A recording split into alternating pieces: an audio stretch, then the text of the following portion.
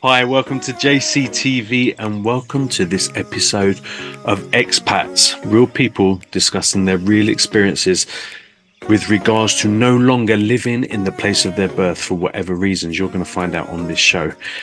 If you have also left your country of birth through whatever reason or circumstance and you are now living in a different place, we want to hear from you.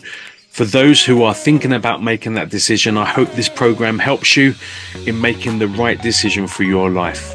Enjoy today's show. Hello, my name is Olga Thomas. I am from Russia, where I was born, and now I am living in the United Kingdom, in London. I very much love my current home. I feel it as my home. I am a composer and I'm very lucky to be given a chance in my life to live in the place which I call home.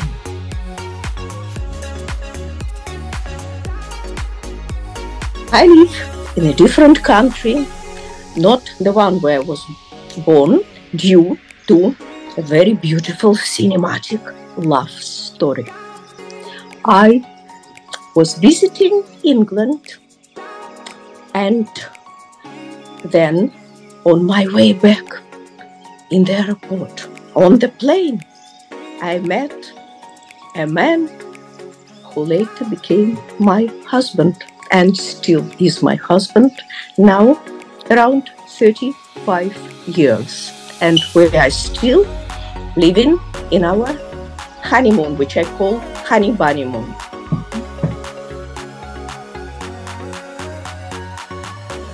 Speaking about challenges, I was very lucky.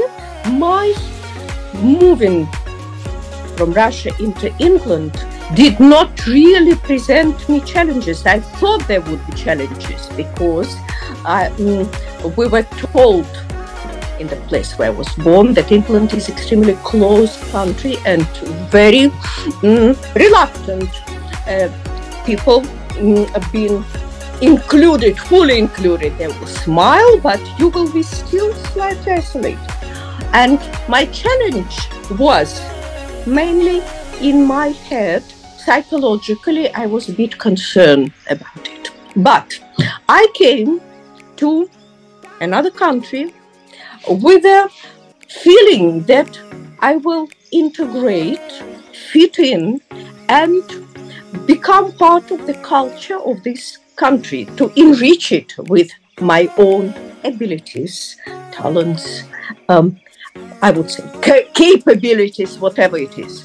But I did not come to England to create Russia here. I came to England to become British. And I would say that in my case, I was very lucky because I did not face those challenges which people often are concerned, and I was sort of prepared for it. I entered in such a way that I immediately felt that I was home. I found here not only my love, which is of course extremely helpful, but also professionally I felt like I opened up, my wings became so wide that I was able to fly. And I opened up completely professionally, becoming recognized composer.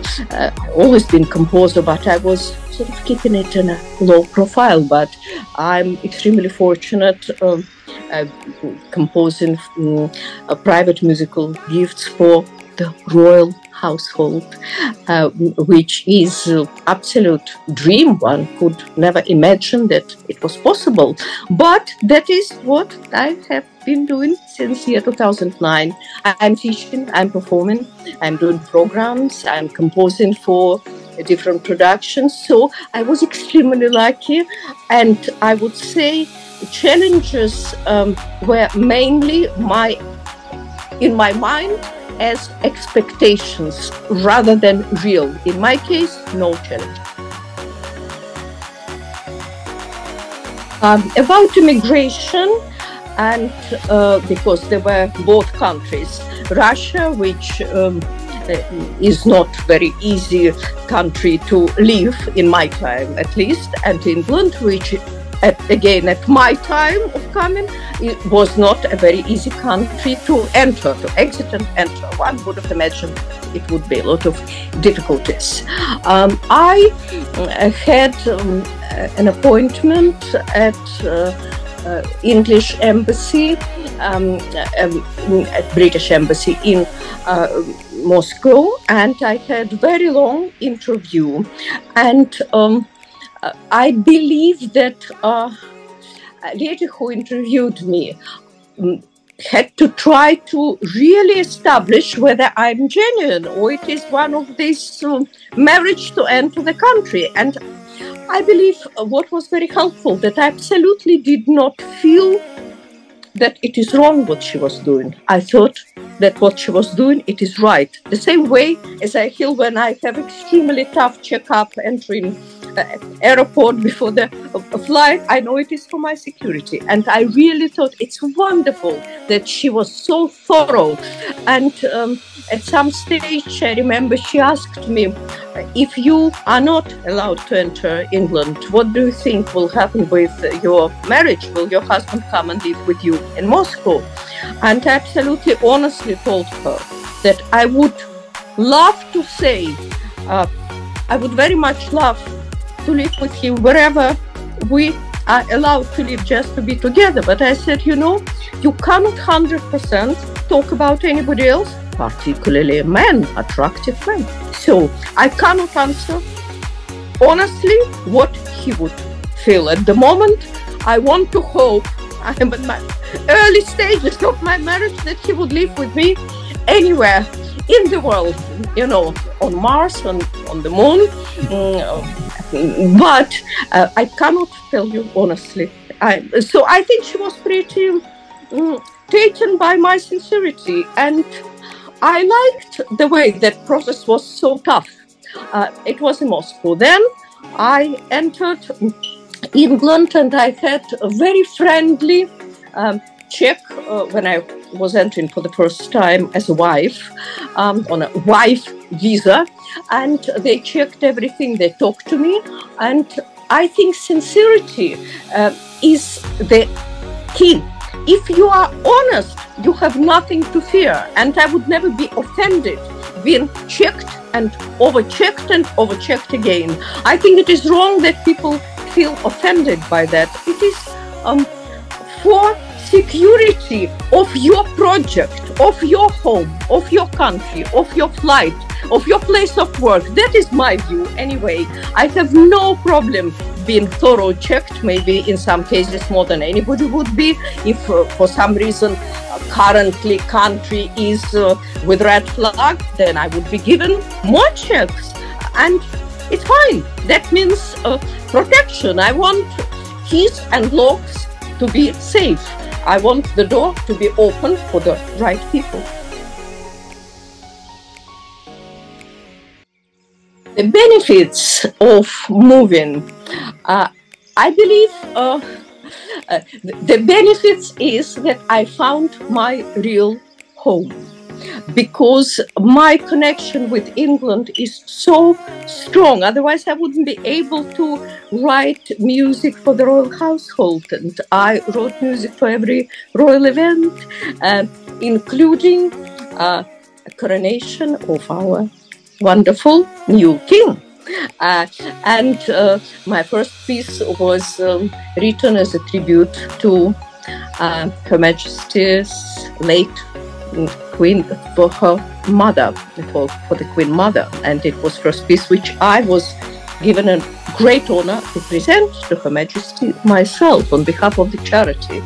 And I'm delighted to be able to work for the charities, and I'm a founder myself of a charity supporting other charities, and it is a huge benefit that I can do it, enjoy it. I can do what I love to do.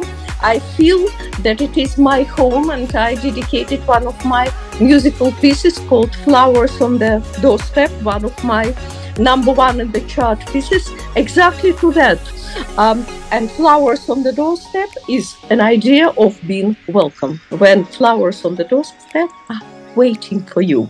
And for me, this benefit is that I found my home, which includes my work, my love, my creativity, everything is dedicated, my charity work.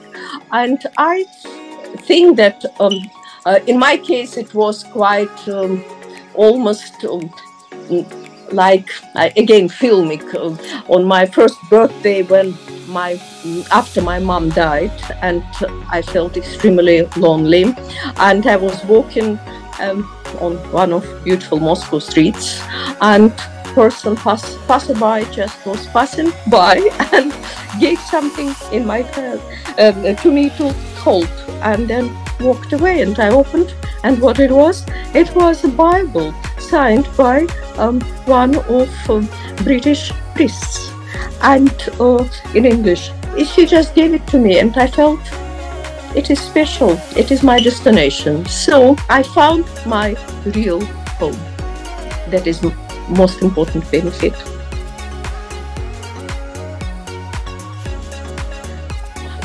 Fun things living here. I will be honest with you. I try to find fun things in everything, whatever it is. I try to, even in serious things, when you approach to it with the attitude to see it with a fun, it's easier, even sometimes when it is, once you put everything through special,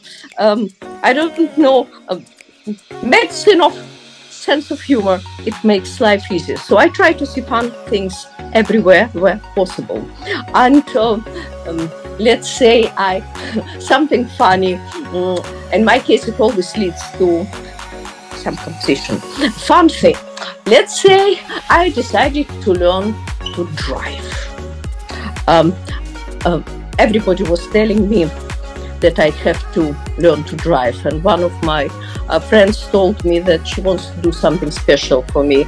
Either she will teach me how to cook, or she will give me a gift, few driving lessons. And we started with cooking, and then I think it was very right decision. We decided, both of us, that it will be safer for humankind not make me cook. It will be safer for life of population if I'm not cooking.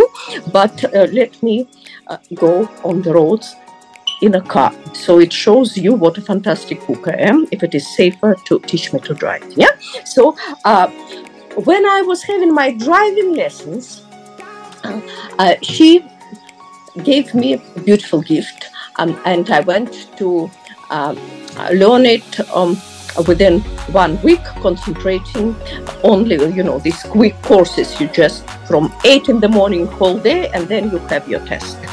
And I found a very funny thing, which I didn't know, maybe it is in other countries also, but I didn't come across our wonderful roundabouts.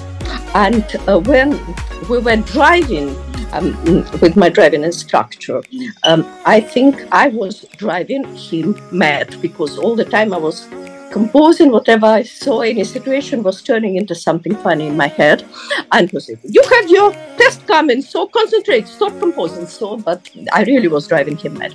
But I was absolutely fascinated by this roundabout, that how to exit, and the idea that if you didn't exit, you start all over again. And it gave me an idea to compose roundabout walls, when the end of the phrase, or part of the piece apparently is not the end, but the beginning and you start all over again. And it was so funny. I composed these walls, and then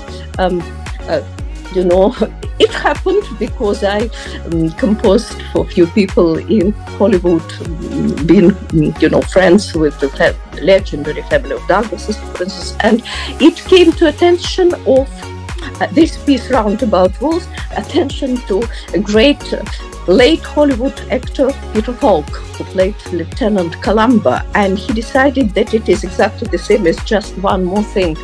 And I dedicated this piece, instead of Roundabout Rules, I turned it to Just One More Thing, and presented this piece to Peter Falk personally, and then he asked me to compose for him few more pieces which were related to his beautiful drawings. So we did whole cycle of images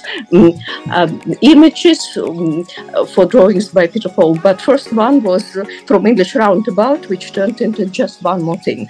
And that is one example of fun, for instance. Another example of fun, I was fascinated by British, English, British, whatever, titles for doctors.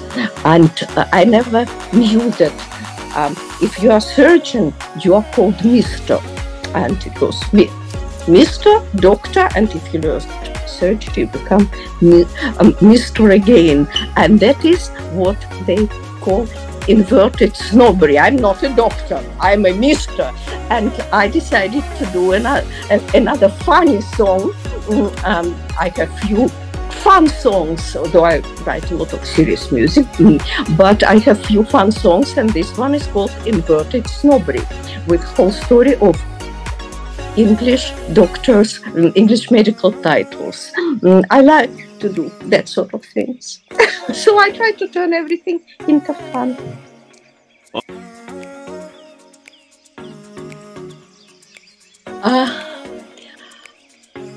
What did I learn about moving and restarting?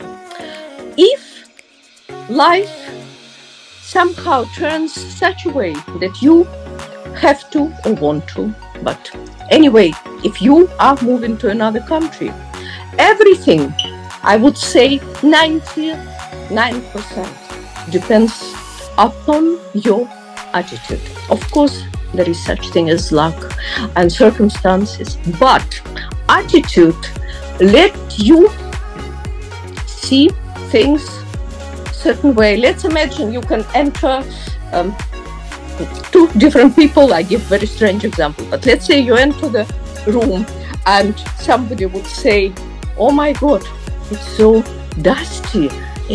Look at this, why they didn't clean the table? Oh, it's so dusty, let's try." And one person will see on dust. Another person will come and wouldn't pay much attention. It's not like they won't see, they would say, "Oh, what a fabulous view from the window. What a beautiful lake. God, look at this tree. That's wonderful. And what a lovely shape of the room. How interesting." So it is exactly the same place. And there are exactly the same circumstances. There is a view and there is a dust. So I think it's crucial when you enter another country. Yes, I was thinking it could be, but you are prepared to see good things, and then it attracts good things. And I think it's very important. I came with a mood that I came home, and flowers on the doorstep, which you can see as a background of mine. Yeah, flowers on the doorstep are waiting for me. If I came with this mood, when something is wrong, I look at it, okay, I will sort it out. It's my home, it's okay. Yeah, it's normal. Life is not just totally consist of flowers. They are on your doorstep, but you have to go through difficult bits in life. Or you come to oh yes, of course I knew it would be like that. Of course, what else to expect? Of course they treat me like that. And I can see situation described by two people exactly the same what I said, this way and this way. It is basically, whether it is such old and such a cliche, half empty or half full, but I would say that it is very important when you have such a thing as move to another country to feel that it is something very good what is happening to you. Whatever happens, wherever it is, and then you will see these good things. You will see view rather than dust. How did it change me as a human being? if I'm if I'm really honest, I cannot say it changed me. I'm the same Olga who was in Russia, and I'm the same Olga who is in United Kingdom. It just one country gave me one type of opportunity, different opportunities. Another country gave me different focus, different angles of me. But if I'm really honest, it didn't change me. I am the same.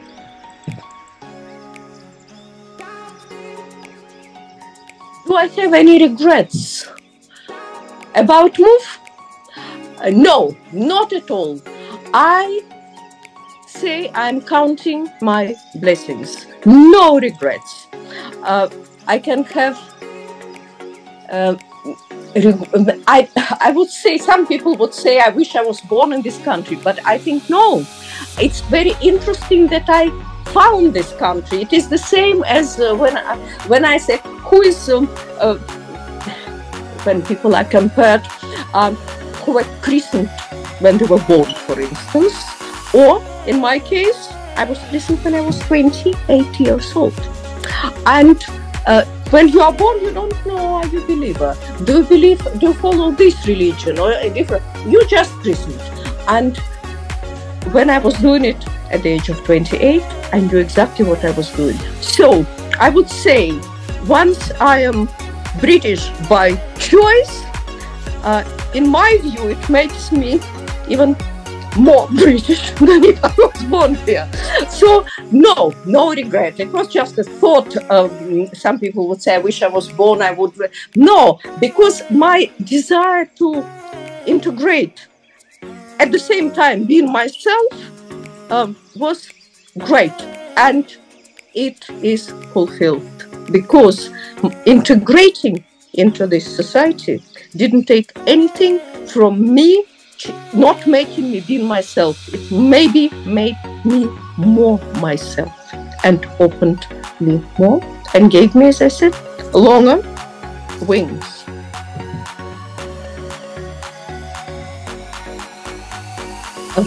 Any country, if people are thinking about moving, I imagine, in my case, it was love and it was not thinking, it happened.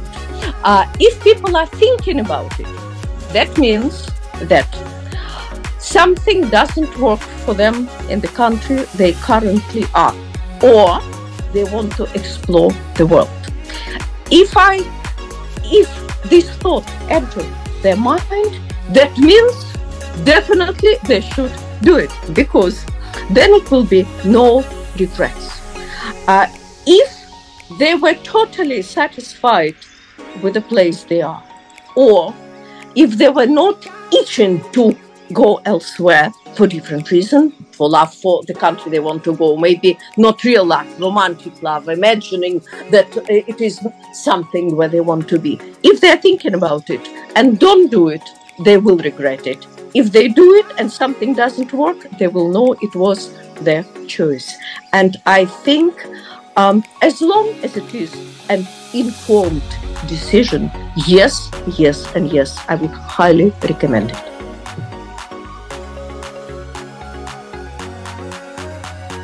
My funniest experience being Russian in England. I had quite a lot of them, but I would say whatever you look at, it would be funniest experience because so many of them. Let's say when once I was, I think I more or less had a good feeling of English language, but I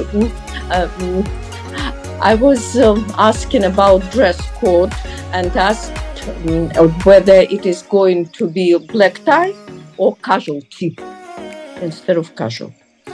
I thought it was quite funny. I imagine casual tee dress code. I wouldn't want it. But for me, words sounded quite similar. In a way, playing with words in Russian, that helps me sometimes to see it from a little bit different way to compare if it was my first native language. And that's why I like to play with words between Russian and England. And again, my thanks to wonderful Royal Marines from Portsmouth who recorded couple of my albums for Her Majesty. Especially for them, I composed "Thank You Very Much." I have told them for my album "Thank You Very Much," and a lot of people they can't even imagine this sort of mentality. It is a little bit unusual, but for me this is the way it is. And I think not being native, not being born here, sometimes shows things slightly, opens few hidden angles.